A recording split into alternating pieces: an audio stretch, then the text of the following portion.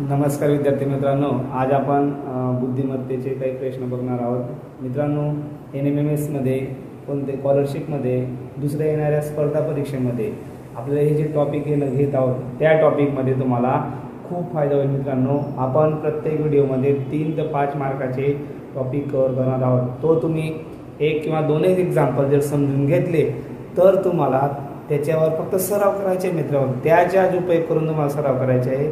मला परफेक्ट खूप त्याचा फायदा होणार आहे आणि तुम्ही फक्त तेवढा पण सराव करा तरी सुद्धा तुम्ही जास्तीत जास्त मार्क एक्झाममध्ये घेऊ शकता कमी वेळेमध्ये। तर चला विद्यार्थी मित्रांनो, आज आपण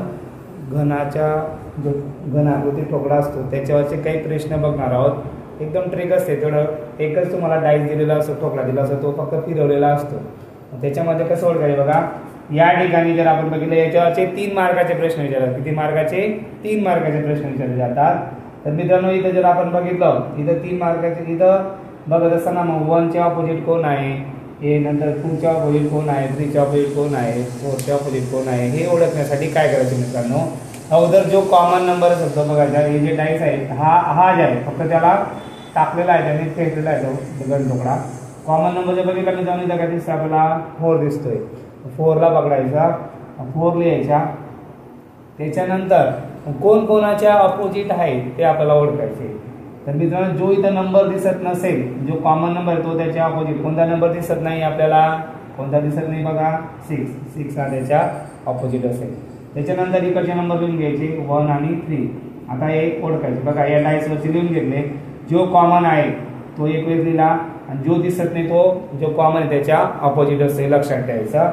त्याच्यानंतर हा आपण क्लॉकवाईज असं फिरवू द्याला, जो कॉमन आहे तिथून क्लॉकवाईज फिरवायचा। समजा कॉमन आहे इथून इकडे असं फिरवला, हा कॉमन इथून असा फिरवला, इथं 4 इथं 4 आपल्याला कॉमन दिसतोय, मग मी इकडे असं फिरवतो, याला असं फिरवतो।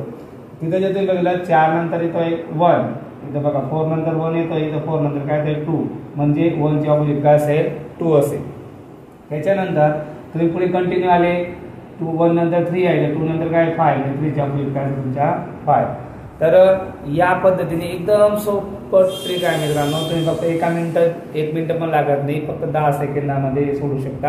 आणि त्याच्यावरचे 3 प्रश्न विचारले। याच्यावर प्रश्न कशावर विचारला जातो तुम्हाला, याच्यावर असे प्रश्न विचारले जातात तुम्हाला, विचारला जातो 4 या अंकाच्या विरुद्ध अंक कोणता, मग 4 च्या विरुद्ध कोणता आहे लगेच सापडतो तुम्हाला।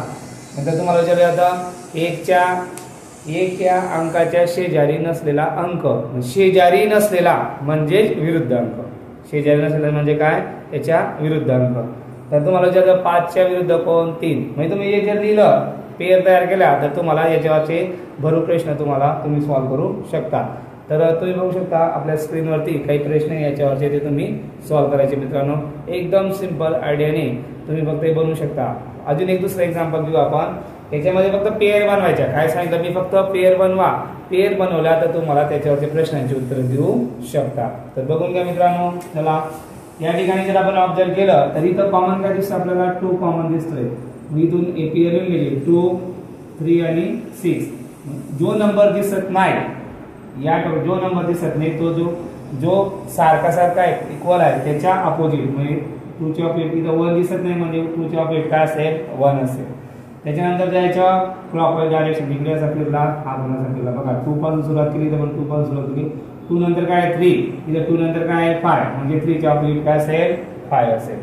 त्याचप्रमाणे उरलेला असेल बघा, इथं 6 आहे, इथं 4 आहे, म्हणजे इथं काय तुमच्या 4। याच्यावरचे काही प्रश्न असू शकतात, ते आपल्या स्क्रीनवर दिसत आहे मित्रांनो, तर तुम्ही बघू शकता 3 या अंकाच्या विरुद्ध अंक कोणता, लय दिसत तुम्हाला 5।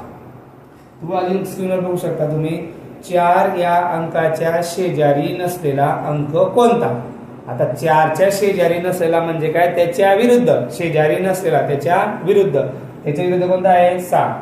नंतर तुम्हाला विचारू शकता, बघू शकता अजून 2 या अंकाच्या विरुद्ध असलेला अंक कोणता, 1 आहे। तर या पद्धतीने मित्रांनो एकदम सोपे प्रश्न असतात, याच्यावर 2 च्या जागी 3 ठोकळे पण दिलेले असतात। तुम्ही बघू शकता 3 ठोकळे दिले, तर अगोदर ज्याच्यामध्ये 2 सारखेच आहेत ते पकडायचे, त्याच्याच मदतीने तो सॉल्व्ह करायचा, कारण की आपल्याला त्या ठिकाणी मुद्दाम कन्फ्यूज करण्यासाठी 2 च्या जागी 3 ठोकळे दिलेले असतात। 3 ठोकळे जे का दिले जातात, मुलांनी कन्फ्यूज व्हावं, जास्तीत जास्त वेळ त्यांच्या वाया जावा त्यासाठी तसं दिलेलं असतं, परंतु मित्रांनो आपण स्मार्टवर वापरायचं आणि ते सोडवण्याचा प्रयत्न करायचा. तर चला या पद्धतीने आपण ते बघू शकतात. पुढचा व्हिडिओ आपण नेक्स्ट टाइमला बघू. धन्यवाद. आपल्या चॅनलला लाईक करा, सबस्क्राईब करा मित्रांनो. जास्तीत जास्त विद्यार्थी मित्रांना शेअर करा, जेणेकरून आपला व्हिडिओ बघून आपल्या क्लासचे विद्यार्थी जास्तीत जास्त विद्यार्थी NMS मध्ये पात्रतेसाठी स्कॉलरशिप पास होतील. तर तुम्ही जास्तीत जास्त विद्यार्थी फक्त बघताय, लाईक कोणीच करत नाही, सबस्क्राईब तर अजिबात करत नाही. काय प्रॉब्लेम आहे काय माहीत. धन्यवाद.